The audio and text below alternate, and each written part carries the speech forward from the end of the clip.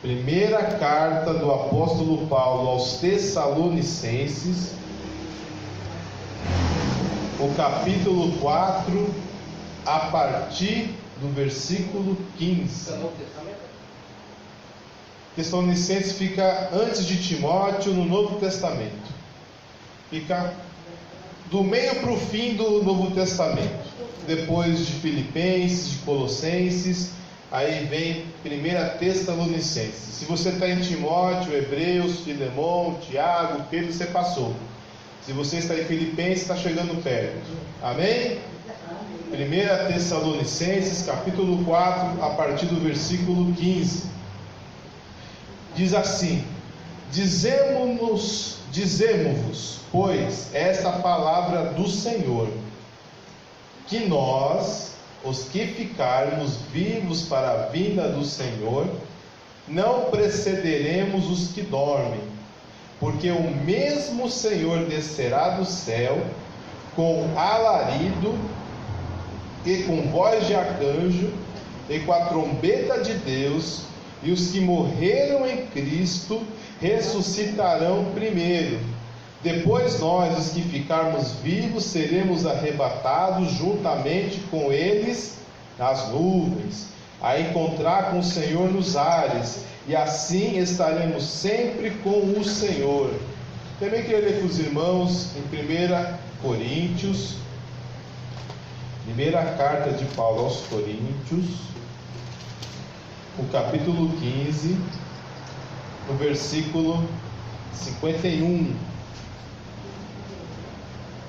Primeira carta de Paulo aos Coríntios, o capítulo 15, versículo 51. Coríntios fica depois de Romanos, antes de Gálatas. Amém?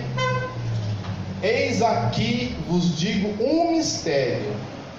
Na verdade, nem todos dormiremos, mas todos seremos transformados, num abrir e fechar de olhos, ante a última trombeta, porque a trombeta soará, e os mortos ressuscitarão incorruptíveis, e nós seremos transformados. Amém? Vamos ler também, porque depois eu não vou ler mais nenhum versículo, irmãos. Em Apocalipse,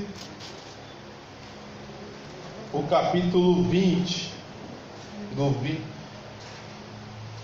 Apocalipse é o último livro da Bíblia, esse ninguém pode errar. Amém?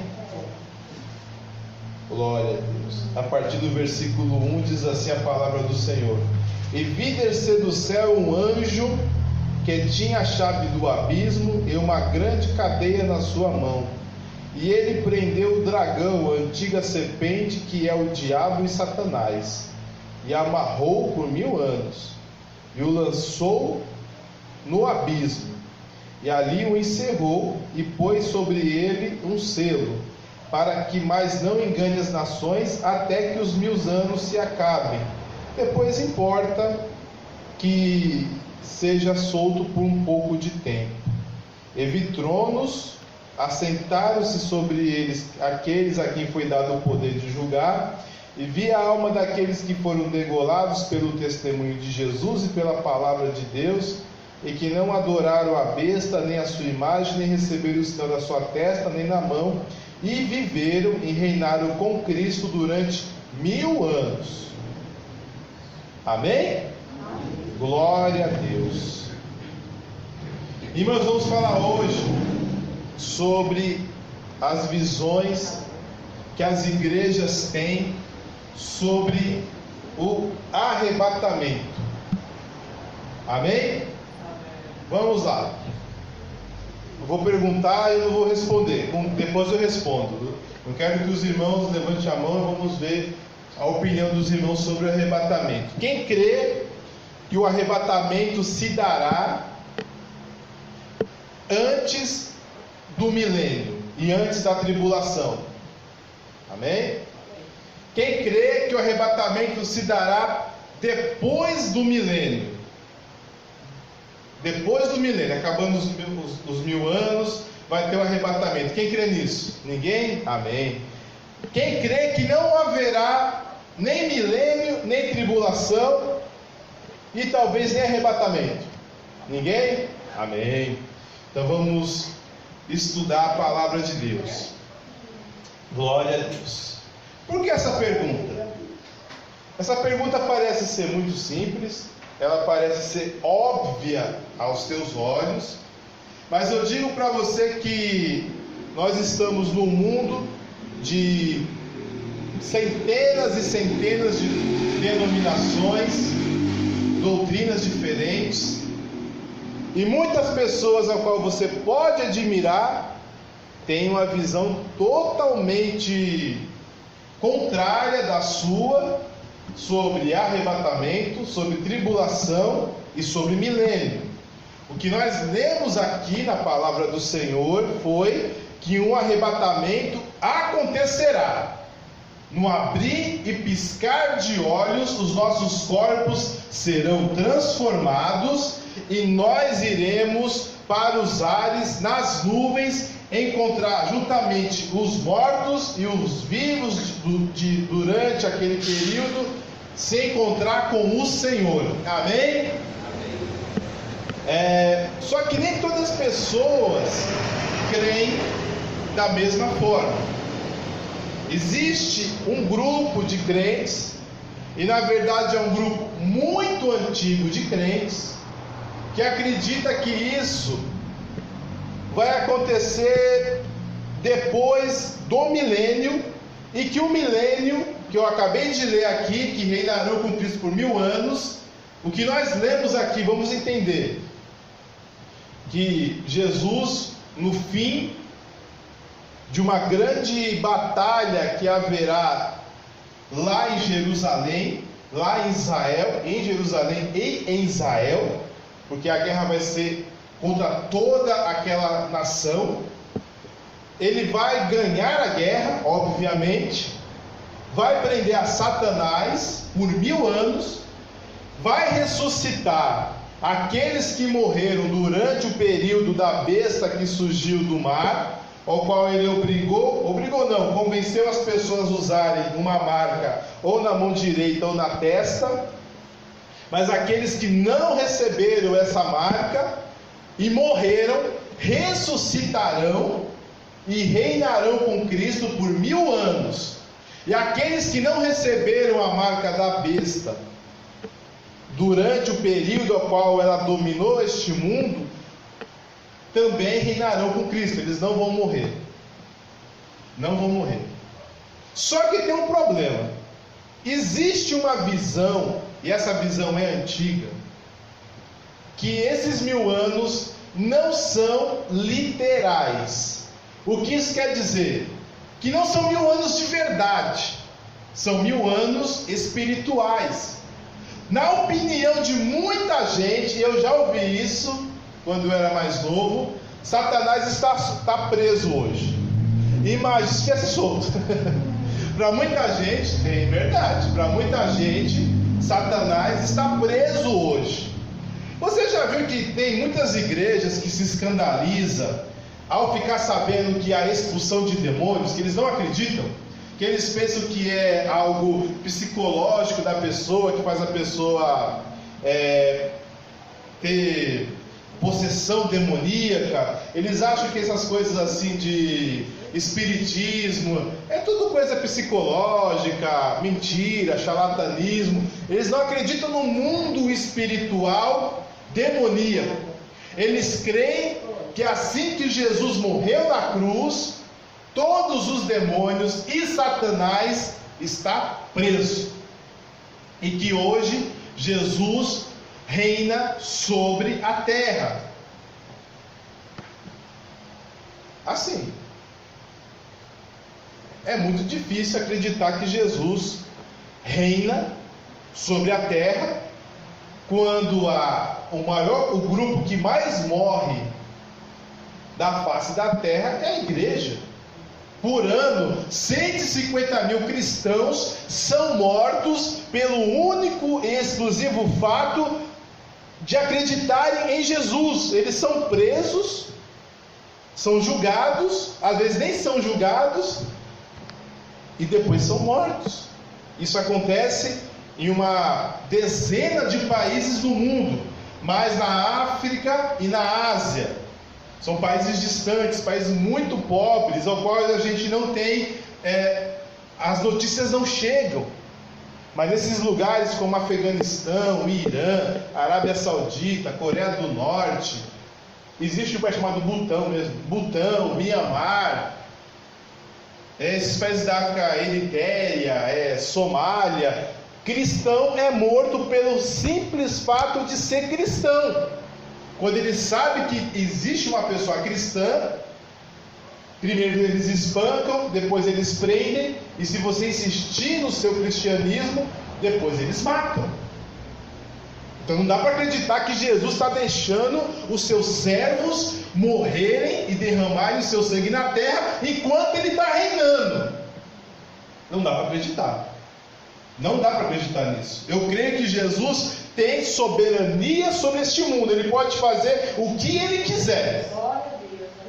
Só que ele diz assim que nós estamos sobre os tempos dos gentios. O tempo dos gentios. Jesus sabe exatamente o que está acontecendo. Ele tem o controle de tudo, mas ele não domina os homens. Os homens estão livres para fazer o que bem quiser. Podem fazer o bem, infelizmente tem feito muito o mal. E quem tem feito o mal não é Deus. Se eu acreditar que Jesus reina, o reinado dele, desses 2000 anos, desde a sua ressurreição, é um reinado de horror. Porque tivemos 2 guerras mundiais, ao qual 70 milhões de pessoas morreram. 70 milhões de pessoas morreram, incluindo 400 mil pessoas simplesmente viraram pó. Quando os Estados Unidos jogou 2 bombas em Hiroshima e Nagasaki, aquelas pessoas simplesmente, elas não viraram pó, desapareceram. Se você for nessas cidades, vai estar a sombra delas nas paredes. Mas não teve nem como enterrar, não teve nem como jogar cinzas no mar, fazer nada, eles desapareceram. Porque é tão forte a bomba que não sobra nada. Quem morreu perto da bomba não sobrou nada, não virou nem pó, acabou. Não dá para acreditar que Jesus deixou 6 milhões, 5 milhões de judeus morrerem incinerados nos fornos nazistas. Não dá para acreditar que Jesus deixou guerras sangrentas por causa de religião na Idade Média, na Idade Moderna. O catolicismo com as suas cruzadas, com a sua Inquisição, o islamismo espalhando a sua religião através da espada também. Não dá para acreditar que Jesus está dominando a terra. Isso é mentira, não dá para acreditar nisso. Mas muita gente que nós ouvimos, gostamos, crê nisso. Muita gente. Eles são chamados de amilenistas. O que quer dizer isso? Eles não creem num milênio literal de 1000 anos, ao qual vai estar Jesus num trono lá em Jerusalém, dominando o mundo, como está nas profecias bíblicas do Antigo Testamento e também no livro de Apocalipse. Eles não creem nisso. Eles creem que tudo é espiritual. Não, Jesus já está reinando sobre o mundo espiritualmente. O milênio já começou. Agora só falta a vinda de Jesus para levar a sua igreja e fazer o juízo final e o estado eterno. Não haverá um milênio. Muitas pessoas creem nisso. Os que defendem essa posição não creem na literalidade do reino milenal. Para eles o milênio é uma realidade puramente espiritual que se estende da primeira vinda à segunda vinda de Jesus, período que já se estende por quase 2000 anos e que culminará na grande tribulação para a restauração da igreja e o progresso do testemunho do Evangelho.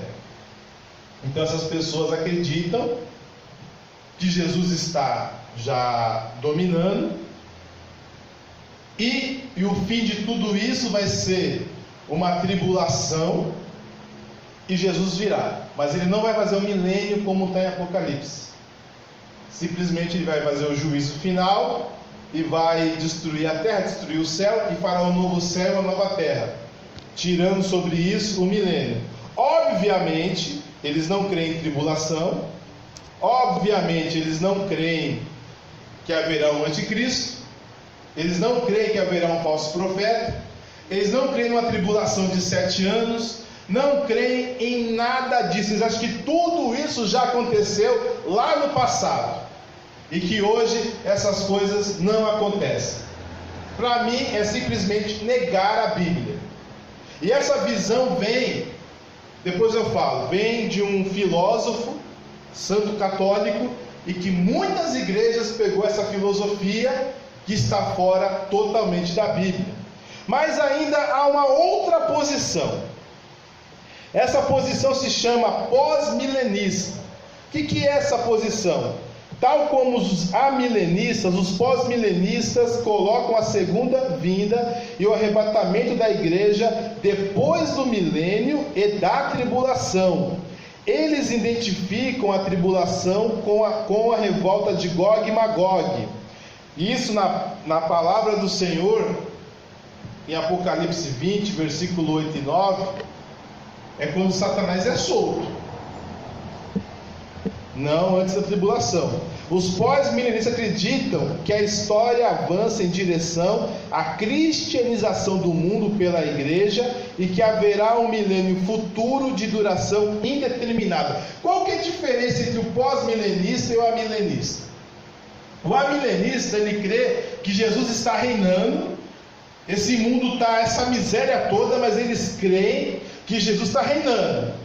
Mas que no fim das contas haverá uma tribulação, e Jesus voltará e levará a sua igreja e fará um julgamento. O pós-milenista, ele tem uma visão um pouquinho diferente, e também muita gente crê nisso. Ele crê que a igreja irá salvar o mundo. A crença deles é que o cristianismo irá se espalhar por todo o mundo conhecido, as pessoas irão se converter a Jesus. Quando houver essa grande conversão, quase que total da humanidade, Satanás vai se levantar e Jesus irá intervir para derrotar Satanás, e aí sim haverá o milênio. Mas na opinião deles, o milênio, que não tem a literalidade de 1000 anos, mas é um estado eterno, acontecerá quando a igreja ganhar praticamente, alguns dizem todo, o mundo para Cristo. Isso não está na Bíblia. Não está na Bíblia. É apenas crença. A pessoa simplesmente crê assim. Quem já ouviu que Jesus só vai voltar quando todo mundo foi evangelizado? Quem já ouviu isso? Todo mundo, né? Está todo mundo errado. É que a Bíblia diz assim: e esse evangelho do reino será pregado em todos os 4 cantos da terra para testemunho de todos. Não é? Mas você sabe onde que está isso? Está em Mateus capítulo 24. Mateus capítulo 24 é o capítulo ao qual fala sobre a grande tribulação. Mateus capítulo 24 é o capítulo ao qual Jesus fala: olha, haverá fome, e haverá guerras, rumores de guerra, e virá o fim, e este evangelho do reino será pregado para todas as nações, para testemunho de todos. Só que o capítulo 24 de Mateus só fala de uma coisa: do tempo da tribulação. Apenas isso.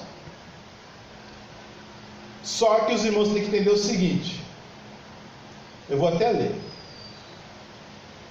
e este evangelho do reino será pregado em todo o mundo, em testemunho de todas as gentes, então virá o fim. Amém? Só que o evangelho que todo mundo prega hoje, todo mundo não, tem gente que não prega, não é o evangelho do reino.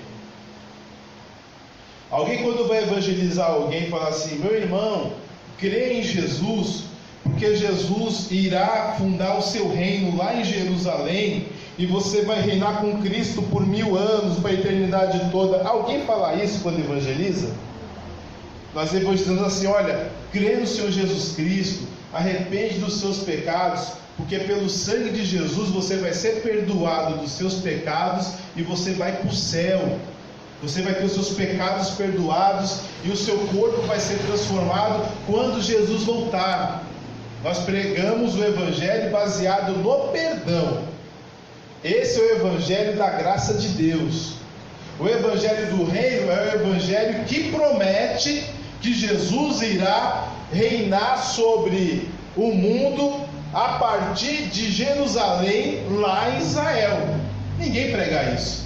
Mas quando os apóstolos, que na época eram discípulos, e Jesus mandou ir de 2 em 2 pregar o evangelho, eles pregaram o evangelho do reino, que era o evangelho a qual os israelitas tinham que acreditar que Jesus iria um dia reinar sobre a terra, que Jesus era o Cristo, que Jesus era o Messias ao qual Deus tinha prometido desde o tempo de Davi, aquele que iria reinar sobre o trono de Davi. Foram isso que eles pregaram. Só que depois que Jesus morreu e ressuscitou, eles não pregaram mais isso. Eles pregaram o evangelho da graça.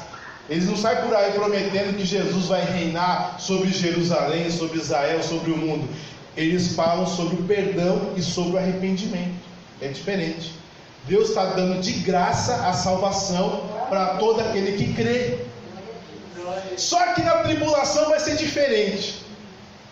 Na tribulação a igreja já foi. Quem deveria ser salvo pela graça já foi. Os que morreram já foram, e foram até antes.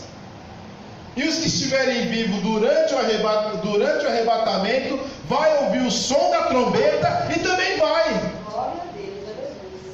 E quem ficar? Por que acreditar em Jesus durante um tempo ao qual está tendo guerra, está tendo fome, tem um maluco que manda em todo mundo, que está matando o povo, que está colocando tatuagem na cabeça das pessoas, nas mãos das pessoas? E por que acreditar em Jesus, se a igreja já foi? O motivo é simples: porque Jesus irá voltar e todo olho o verá, e ele desfará nos olhos de todas as pessoas, pisará na cabeça da serpente. Nós iremos ver Jesus com o sopro da sua boca derrotando o inimigo. Ou seja, eu espero que você não veja isso, mas durante a tribulação a pregação será o seguinte: aguente firme, porque Jesus virá e ele vai reinar lá em Jerusalém, lá no trono de Davi. Ele vai sentar lá no trono de Davi, assim como Deus prometeu para Salomão, para Davi e para os demais profetas. O evangelho do reino será novamente pregado durante a tribulação. E quem vai pregar? As duas testemunhas do capítulo 11 de Apocalipse. Elas irão pregar para todo o mundo. Vamos ler, só para não falar que só falação, né? Diz assim, Apocalipse 11, a partir do versículo 3: E darei poder a minhas duas testemunhas, e profetizarão por 1260 dias, vestidas de panos de saco. Essas são as duas oliveiras e os dois castiçais que estão diante do Deus da terra. Amém? E quando acabar o seu testemunho, a besta que sobe do abismo lhe fará guerra, e as vencerá e as matará. Amém? Ou seja, durante a grande tribulação haverá duas testemunhas, que eu não sei quem são, não vou ficar chutando aqui, que elas vão pregar por 2 anos e meio, 3 anos e meio, e elas vão pregar no mundo todo. E elas vão fazer sinais, maravilhas, elas vão pregar para o mundo todo. E vão falar sobre o evangelho do reino. Elas vão provar que a besta vai perder o seu reinado, e quem vai reinar é o próprio Jesus Cristo. Só que quando elas acabarem de pregar o evangelho no mundo todo, o evangelho do reino, Deus vai permitir que o falso profeta e o anticristo consiga matar as duas testemunhas.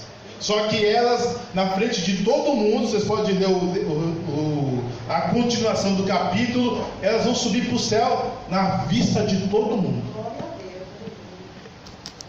Tudo isso que eu falei, os pós-milenistas não acreditam.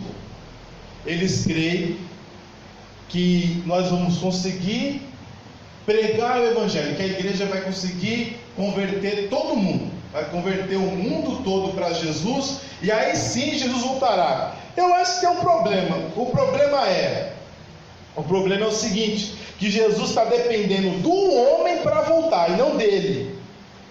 É um problema. Jesus volta quando ele quiser. Ele não vai voltar quando a igreja conseguir converter o mundo todo. Isso é uma mentira. Por quê? Porque Jesus disse que em breve se fará justiça, porém haverá fé na terra quando vier o Filho do Homem?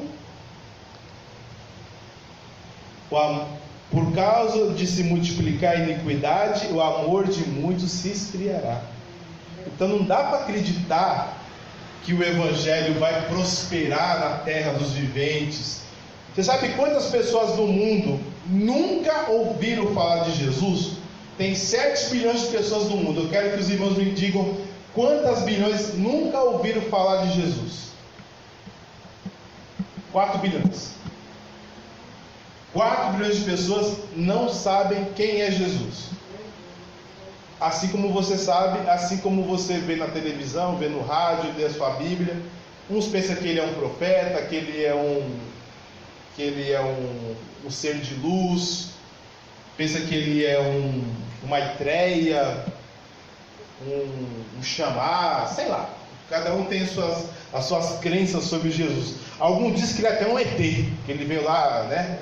Veio de outro planeta, aí veio para cá, aí voltou para o planeta dele. Cada um tem a sua visão sobre Jesus. Agora, que ele é o Filho de Deus, o Verbo de Deus que se fez carne, nasceu numa virgem, morreu numa cruz e ressuscitou ao 3º dia e que voltará, 4 bilhões de pessoas não sabem quem é esse Jesus. Não sabem. Alguns pensam que ele é o penúltimo profeta. Na verdade, 1,5 bilhão de pessoas pensam que ele é o penúltimo dos profetas, porque o último é Maomé. Alguns nem sabem quem é Jesus. Jesus quem? Não sabe quem é Jesus.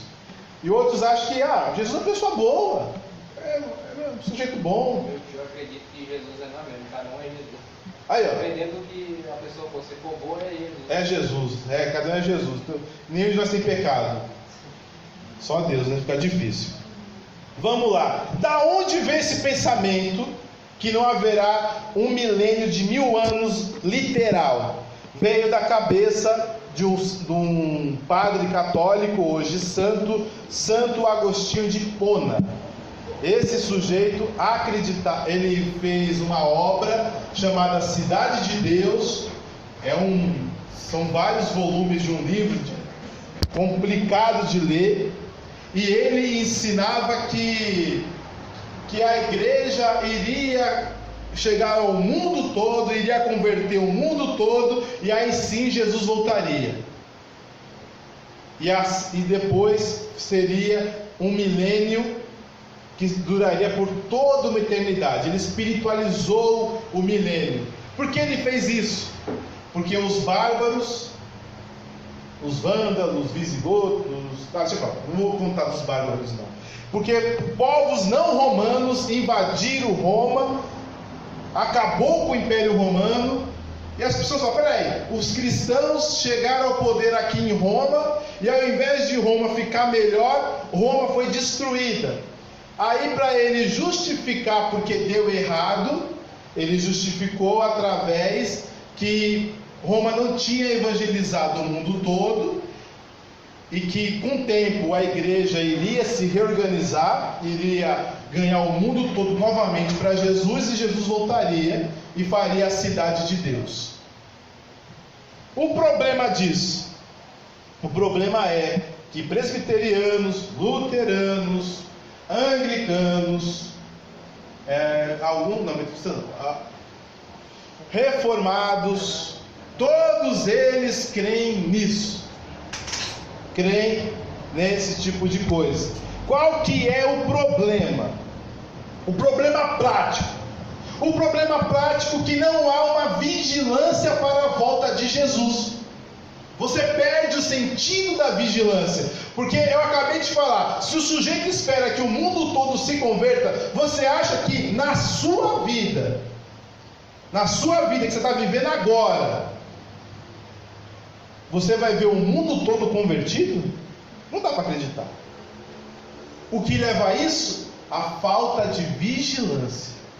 A pessoa não vai ter a preocupação de vigiar, porque Jesus irá voltar a qualquer momento.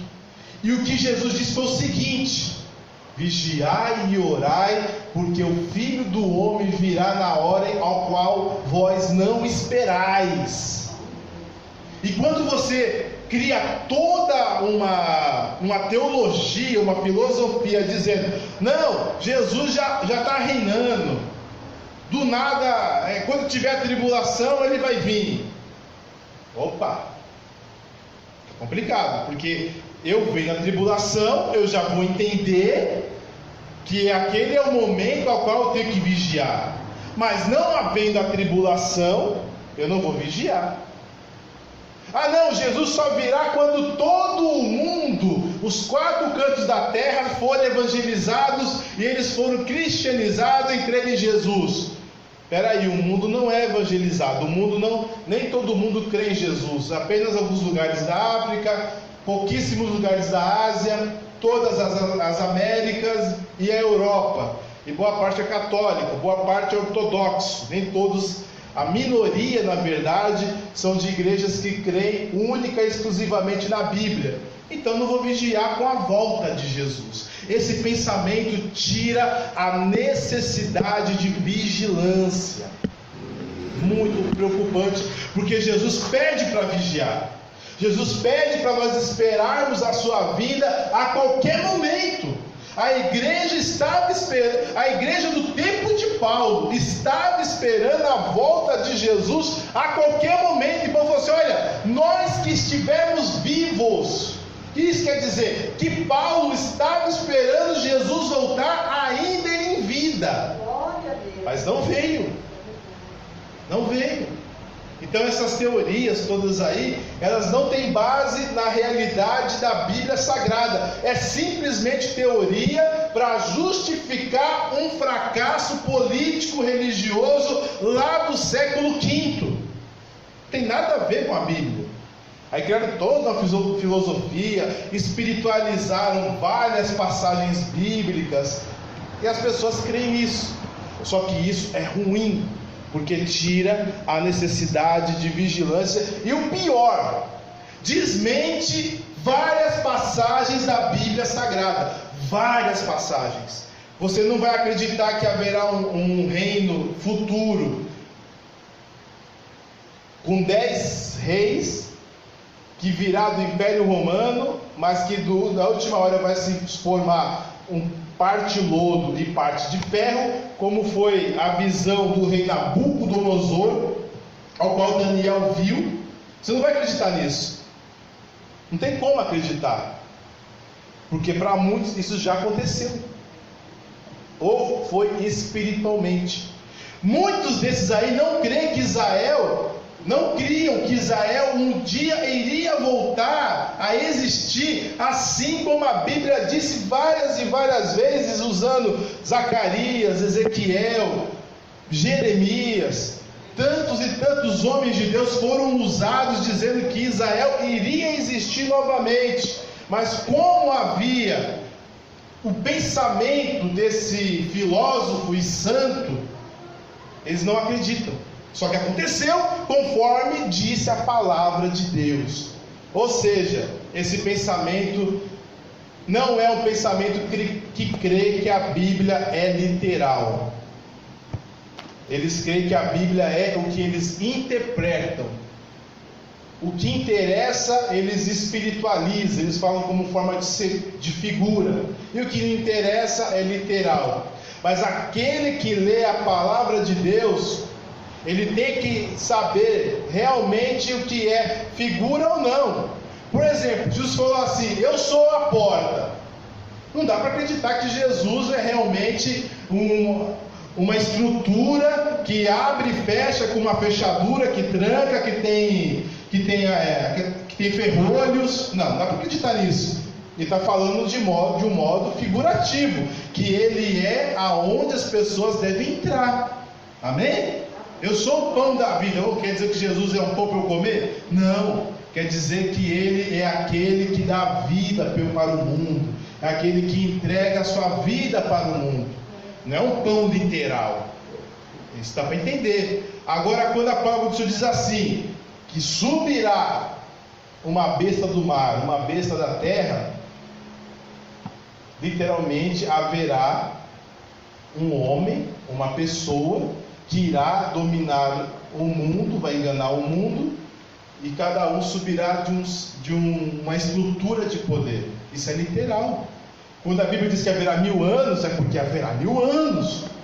Não é uma figura de linguagem.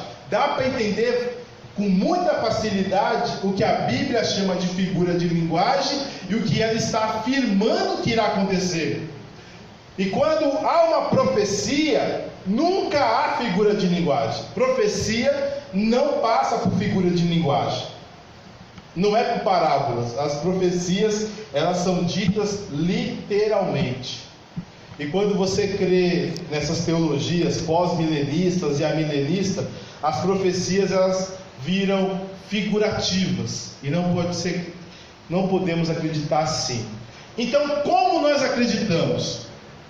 Nós acreditamos que o arrebatamento da igreja vai acontecer antes do milênio e antes da tribulação. Amém?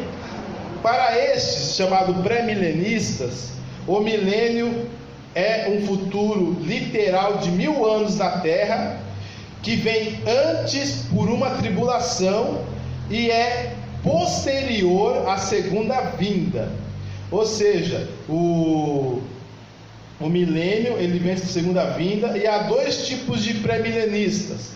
Existe os históricos que colocam o milênio depois da tribulação, mas crê que a tribulação será um período breve e indeterminado de aflição. Ou seja, existem pessoas que creem que o milênio vai ser depois de uma tribulação, mas eles não creem que será de 7 anos, como nós acreditamos. E outros que são os pré-milenistas dispensacionalistas. A maioria das igrejas pentecostais são dispensacionalistas. O que é o dispensacionalismo? É acreditar que Deus ele tem uma forma de agir conforme a dispensação. Que hoje nós estamos na dispensação da graça, que antes da morte de Jesus havia a dispensação da lei.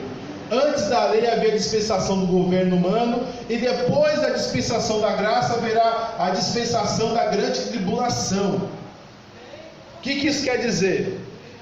Este vincula a tribulação à última semana de Daniel, e assim baseado nela, considera a sua duração de 7 anos, dividido em tribulação e grande tribulação. Esta visão vê a Bíblia na sua literalidade, tendo as duas visões acima diferentes. Mas tem um problema também no pré-milenismo. Tem um problema. Quando você acredita que haverá a vinda de Jesus antes de uma tribulação, o que acontece nos dias de hoje é a tentativa de se marcar a data da volta de Jesus. O arrebatamento vai se dar em tal tempo. O arrebatamento teve uma missionária, hoje é apóstola, na época era pastora, depois virou missionária, hoje é apóstola, que em 1997 ela disse, baseado na guerra dos 6 dias que houve lá em Israel em 1967, que Jesus falou assim: e essa geração não deixará de existir até que tudo se cumpra.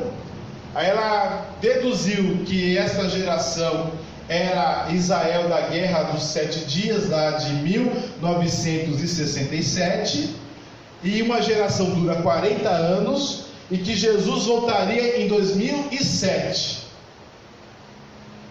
Vocês estavam vivos aqui em 2007? Eu estava. E por que você não foi para o céu? Eles deviam estar no céu. Só para avisar, a fulana que falou isso também não foi para o céu. Está até hoje com a igreja enganando o povo aí. Vou falar o nome não. Mas está até hoje enganando o povo. Está até guardando o sábado agora. Então a coisa está feia. Esse é o problema, é tentar adivinhar a data que Jesus virá. Quando nós cremos que Jesus virá antes da tribulação, nós temos a tendência de falar, mas o que vai acontecer? Israel voltou a existir, assim como Jesus falou: olhai para a figueira e as demais árvores, que quando seus brotos se renovam, está próximo o verão. Assim sabereis que também está próximo os finais dos tempos. Ou seja, já tem Israel, vamos fazer as contas. Quando será que Jesus vai vir? É depois da geração de Israel? Como vai ser? Israel já faz 70 anos, já vai fazer 71 anos. Não dá para saber.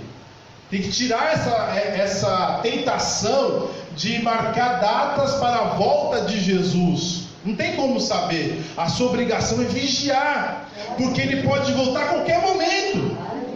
Ele pode voltar agora. Eu estou aqui pregando, vai ficar nem minha sombra, não vai ser nem como as bombas de Hiroshima, não vai ficar nem a sombra. Tem gente que vai ficar as roupas, né? Não sei se vai ficar as roupas, não tenho a mínima ideia. Eu só sei que nós seremos transformados no abrir e piscar de olhos.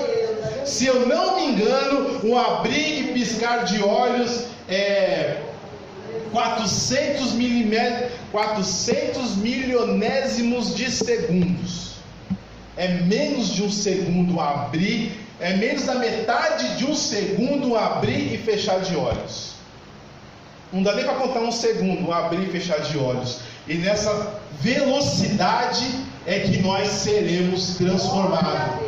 Esse corpo corrupto em um corpo igual a de Jesus. Mas não precisamos adivinhar quem é o anticristo.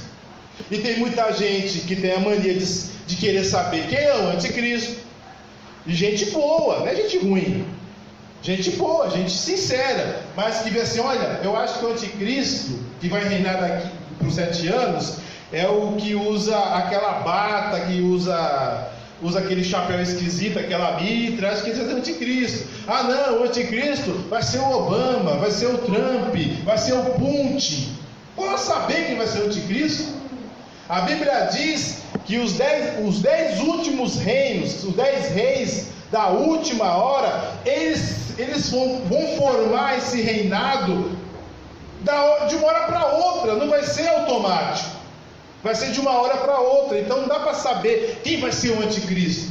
Vai ser no momento. Vai criar-se 10 reinos, e esses 10 reinos darão poder a uma pessoa. Esses 10 reinos não existem hoje. Não dá para saber quando Jesus irá voltar. Não dá para saber o dia da volta de Jesus. Só dá para acreditar que ele voltará. A sua obrigação é saber que ele voltará, e pode ser num abrir e piscar de olhos. Pode não, será num abrir e piscar de olhos. Quem sabe nós iremos ouvir o som da trombeta.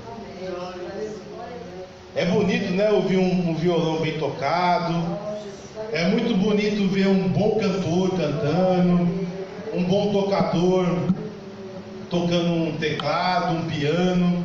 Mas o melhor som é você ouvir a voz de arcanjo de Jesus e o som da trombeta.